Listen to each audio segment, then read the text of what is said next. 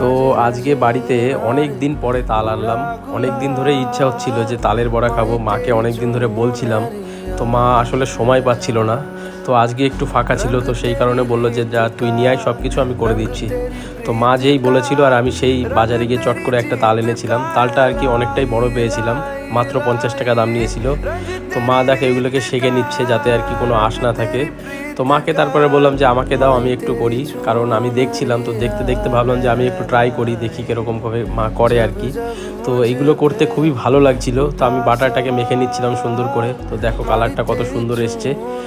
তো এরপর মা আরেকটু মেখে নিচ্ছিল যাতে আর কি বড়াটা ভালো মতন ফোলে। তো দেখো কত সুন্দর করে ছোট ছোট করে বড়াগুলো বানাচ্ছিল, দেখতে তো খুবই ভালো লাগছিল। দেখো কালারটা কত সুন্দর এসছে। আর মার সাথে সাথে থেকে আমিও একটা করে খাচ্ছিলাম। তো খেতে খুবই ভালো লাগছিল। তোমরা আমাকে কমেন্ট করে জানিও তোমাদের তালের বড়া কেমন লাগে। আর দেখা হচ্ছে পরের ভিডিওতে, ততক্ষণ